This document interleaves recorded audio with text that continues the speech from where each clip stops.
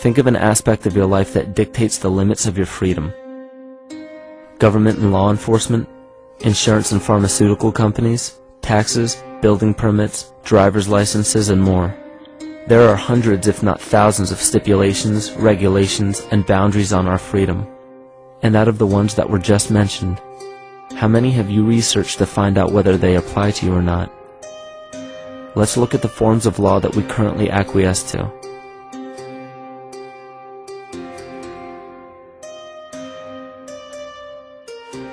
A common misconception among people is that any rule or regulation that governs them falls under one category: law. But there are many other forms of law that people abide by without realizing that they simply do not apply to them. Another misconception is that a nation's constitution gives us our rights. A constitution does nothing more than list the rights that we already have. We are born with inalienable rights, endowed to us by our Creator.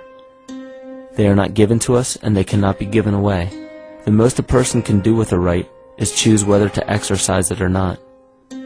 Maritime admiralty law is what's known as the law of the water. It is superseded by civil law and only applies to those who willingly contract themselves into it. The definition of admiralty law is a body of private international law governing the relationships between private entities which operate vessels on the oceans. Let's look at how and why a form of law that is fashioned to govern corporations, businesses, and vessels has imposed its rule over natural human beings. This is all done through a form of word magic. A simple perversion of language has made it possible to convince people around the world that these alternative laws apply to them. One of the predominant beliefs in modern culture is that licenses, permits, registrations, and other forms of documentation are required to operate motor vehicles, use public roads, build structures and establishments, engage in free enterprise, and much more. Sadly, these beliefs are based on little to no investigation whatsoever, and are false. This belief structure is perpetuated by maritime admiralty law. This form of law was originally created to govern ships docking in foreign nations for the import or export of products and resources. It deals with banking and merchant affairs, not civil affairs. When a product is taken off of a ship and brought into a foreign land, that nation takes custody of the resource and accounts for it with a certificate. That certificate marks the birth date of that product in the custody of the respective nation.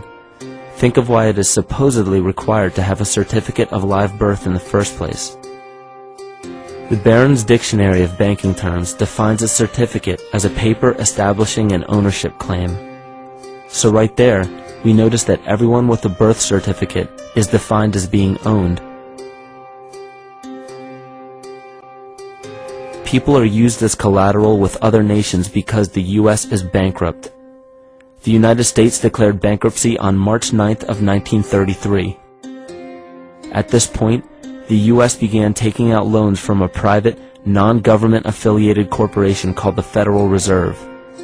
With no money to pay back the loans, the United States began using the citizens as collateral. All birth and marriage certificates are literally warehouse receipts. Just look at the similarities of warehouse receipts and birth certificates. Both document the date of issue, a serial number, registration number or receipt number, a description of the product, and an authorized informant to notify the appropriate government agency. With all of this information being readily available, the majority of people are unaware of their involvement with maritime admiralty law. This is possible through the manipulation of language. This admiralty law changed the meaning of the word person from a natural living person to a corporation. Driver's licenses, vehicle registrations, auto insurance forms, building permits, gun permits, work permits, tax filing documents, birth and death certificates, traffic citations, and many other forms of documentation that were once believed to be absolutely necessary only apply to persons or corporations. Upon signing such a legal document, You are indirectly waiving your rights under the Constitution and lowering your status to that of a corporation that is created with the same exact name as you. The only way to reconcile your true name from the name of the corporation is to take notice that the corporation has its name in all capital letters. This is known as capitis diminutia maxima. You may take notice that your driver's license, birth certificate, social security card, insurance cards, and more use all capital letters to legally represent the corporation with your name, not you. The corporation is known as an artificial person, whereas you, the human being, are known as a natural person. This deception goes even deeper when it comes to the courts that we attend. When showing up to court, you will notice that there are seats for witnesses behind a wooden fence or barrier. The defendant must cross through the entrance to the other side of the barrier where the plaintiff and judge sit. This act symbolizes the boarding of a ship. At this time, business can be conducted in maritime admiralty law. The judge, acting as captain or banker, is responsible for settling the balance between the two sides. This is why there is always a monetary value involved in any court case. The captain is simply dealing with banking and merchant disputes. Once the balance is paid, the case is closed. To turn the court case away from admiralty law where your rights are not protected, you must avoid agreeing to represent the artificial person. This is done by stating that you are the natural person. You don't have a first or last name because those imply corporate title. In a court case, you may state that the court takes judicial notice of your Honor's oath of office. Every judge must take an oath of office to practice law, yet you must make it clear to the court and the jury that the judge is acting as judge and not banker. Remember that you are a natural human being of the earth. You are not governed by anything but your own consciousness. Laws are created within a society. The society that created the laws we see being enforced today is called the Law Society. Yet the most beautiful part of this entire deception is the fact that we are not part of the Law Society, so their laws do not apply to us.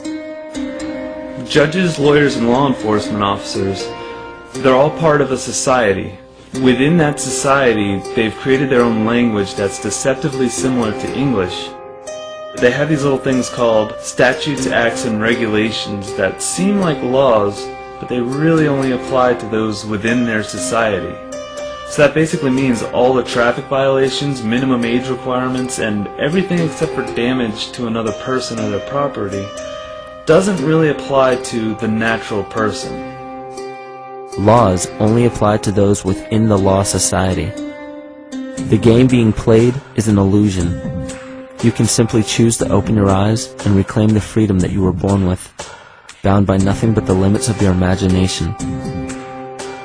These are just a few examples of assuring that your rights are being protected. By far, the most important line of defense against this deception is to be aware of the perversion of language, and be absolutely aware of how you form your beliefs and concepts.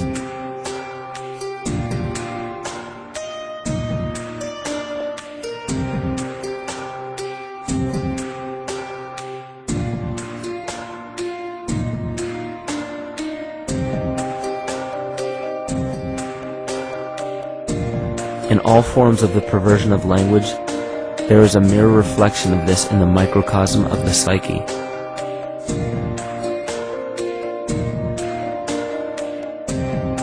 And the problem I see with humanity today is we don't truly know ourselves anymore. We have the 9-to-5 job, we have the house, the children, the bills, the television, the hobbies, and the errands that we run every single day, and we eventually begin to believe that this is who we are. But who are we beneath the job title, beneath the status of mother or father, theist or atheist, Republican or Democrat, black or white, man or woman? Who are we? Who are we deep down inside? We don't know, because every time we hear an answer that we don't want to accept about ourselves, we deny it. We'll pass it off and project it onto somebody else and judge them for it. This is repression. And we see what repression can do to us on an individual level, but what about on a collective level of humanity? What happens when the whole world refuses to see what they truly are on the inside?